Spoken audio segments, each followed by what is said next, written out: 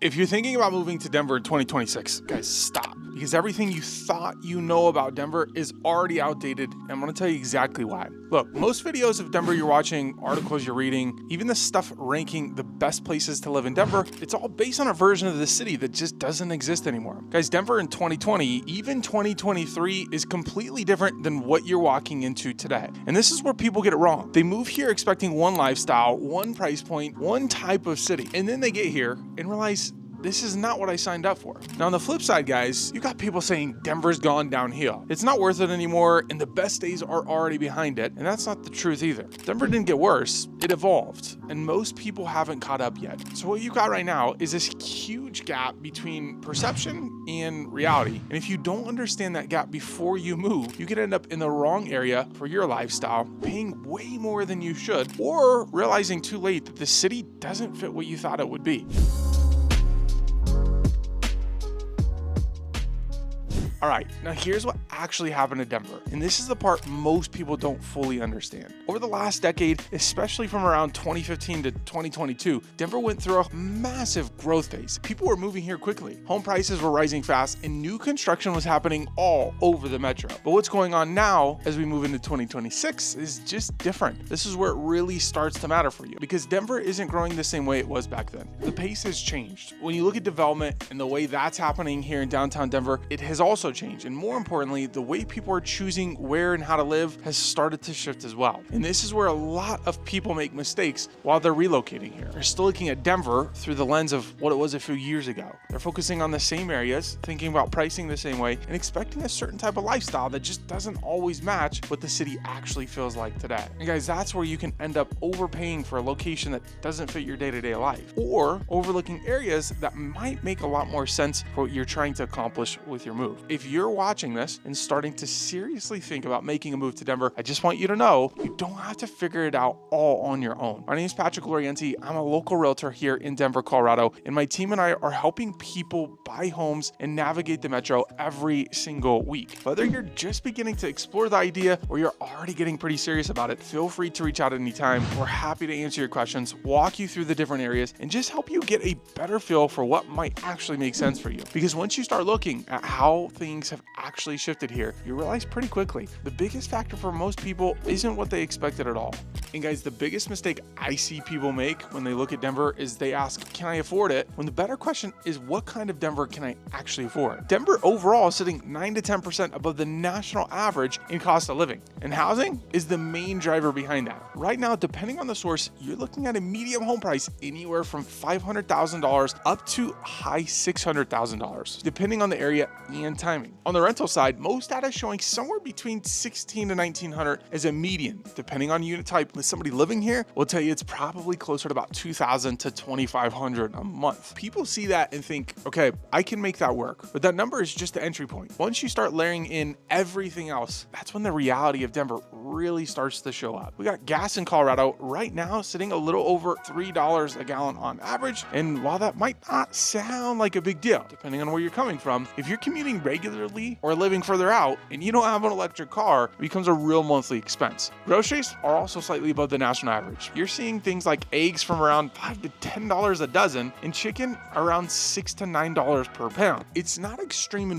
one category, but it's consistently higher across the board, and it adds up fast. Now, utilities, they're actually one of the most reasonable parts of the equation, with most people landing somewhere between $150 to $170 per month for electricity, depending on the usage. But then you get into the part that a lot of people don't fully account for ahead of time, and that's insurance. Colorado has some of the fastest rising homeowners insurance costs in the country over the last several years, largely due to hail and wildfire risk. And depending on the property, I can easily add a few $100s a month to your total cost. So when you take a step back and we look at the full picture, you've got your mortgage or rent, you got insurance, we got groceries, we got gas, you got going out, and just your day-to-day lifestyle. And this is where I see it all the time with people relocating here. They qualify for a certain price point, they get comfortable with that number. And then once they're actually living here, the lifestyle attached to that number feels very different than what a lot of people expect. You can look at all the numbers, all the data, everything online, and still not really understand what it's like to actually live here. Because Denver still offers the lifestyle people are here for, but it doesn't always show up the way people expect once they're here. A lot of people picture themselves waking up on Saturday, grabbing coffee, and heading up to the mountains for the day. And you can still absolutely do that, but what that actually looks like is a little different. If you're skiing, you're guaranteed to be setting an alarm earlier than you plan and getting out the door while it's still dark if you want to avoid sitting on I-70. Because if you leave later in the morning, there's a good chance you're in traffic, and what should be a quick one turns into a long,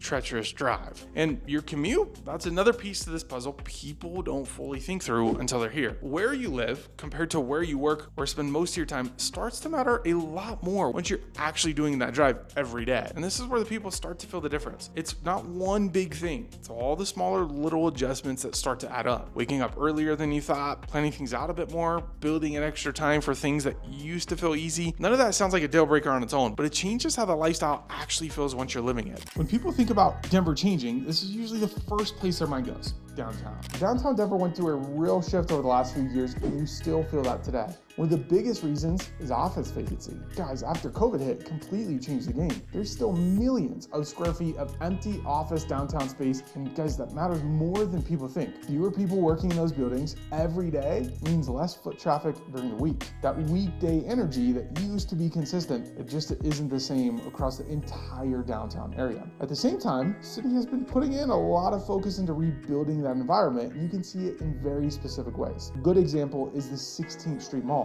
That whole stretch just went through a major reconstruction and fully reopened in late 2025. There's also a bigger push happening behind the scenes to convert office buildings into residential units, and the city is actively working on turning millions of square feet of empty office space into housing, and there are already projects underway. Now, on the other side of that conversation, you probably heard about homelessness downtown, and that's something that did become more visible over the last few years, especially after the pandemic. But what's most important to understand is that the city hasn't just ignored it. There's been a very active effort to address it through programs like All in Mile High, where thousands of people have been moved into shelters or housing, and a large number of encampments have been cleared. So when people ask, is downtown Denver good right now? It just depends on where you are, what you're doing, and what you expect it to feel like. And this is why downtown isn't the automatic choice it used to be for people moving here. Some people still want that urban lifestyle and are excited about where it's heading, especially with the redevelopment and long-term plans. The real story in Denver right now isn't downtown. It's what's happening outside of it.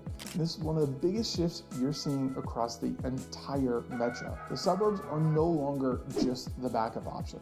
For a lot of people moving here now, they're the starting point. And it really starts to make sense once you actually spend time in some of these areas. In Erie, you got spots like 24 Karat Bistro and the Old Mine where people are actually going out to dinner, not just driving somewhere else. And the same exact thing is going to show up in Parker. Around Main Street Parker, you've got restaurants, breweries, and events going on throughout the week. And then you go into places like Castle Rock. You've got something like the Promenade at Castle Rock, which isn't shopping. It's kind of like a central hub. So here's what starts to happen. Your day-to-day life becomes a lot more local. Instead of thinking, I need to go downtown to do something, it's more like everything you need is 10 to 15 minutes away. And when you tie that back to cost, this is where the decision really shifts for people. Someone looks at a condo downtown versus a newer home in one of these areas, and for a similar monthly payment, they're getting more space, newer construction, easier parking, and still a lifestyle that feels full. And that's the part that surprises people. The expectation is that you're giving something up by moving further out, but for a lot of people, guys, it just doesn't feel like that. It feels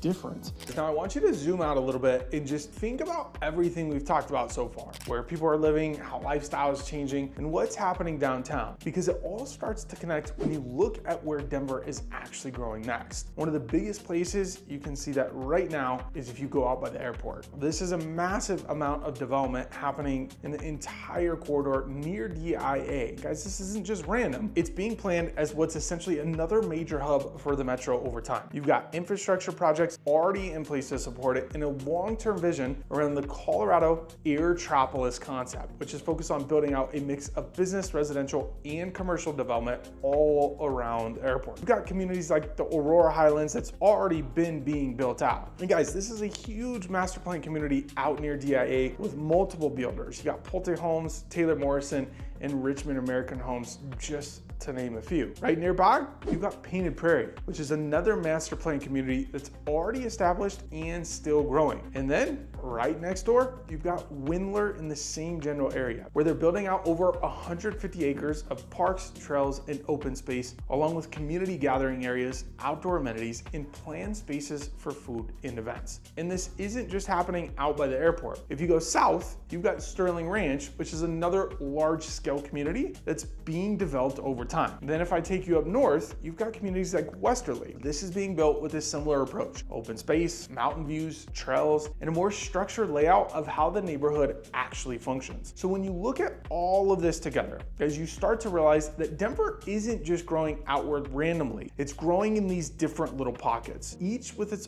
own version of what living there looks like. This is where the decision actually gets real. This is the point where people either make a move that fits their life really well, or they end up realizing later that they should have approached it differently. Someone comes in with a budget around $650 to $750, and on paper, that gives them options all over the metro. They could look at something closer to downtown, maybe a townhome or a condo, or they could go further out into a place like Parker, Erie, or Castle Rock and get a newer single family home with more space. It's the same budget, but it creates a completely different lifestyle. Now, where people get tripped up is they focus too much on what looks best when they're touring homes instead of thinking about what their life is actually going to look like once they are here. This ties directly into everything we've already talked about: your cost, where your money actually goes, your lifestyle, what your week really looks like, and your location, how everything connects. If those don't line up, that's where people start to fill up. Not right away, but a few months in, once the excitement wears off and it turns into your routine. On the flip side, when those things do line up, that's when Denver starts to feel like home.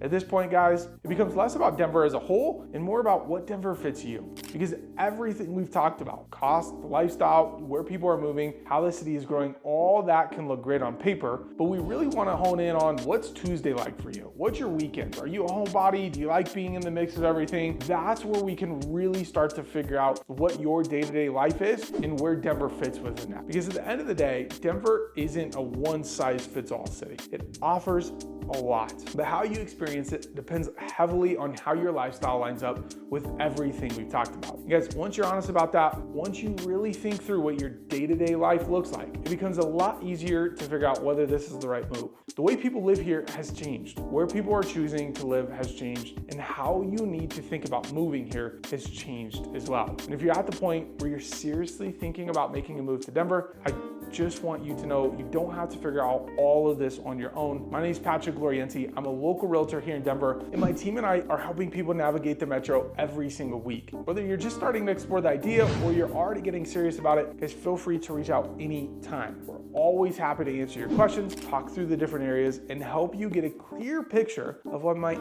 actually make sense for you and your lifestyle. And guys, if you're not quite there yet, that's completely fine too. If you're still in the research mode, totally get it. You can continue that research right here on the channel, guys. I've got community tours, home tours, and a lot more content that will help you piece together what it's actually like living in Denver, Colorado. Thanks for joining. Don't forget to subscribe, like the video, and we will see you guys on the next one.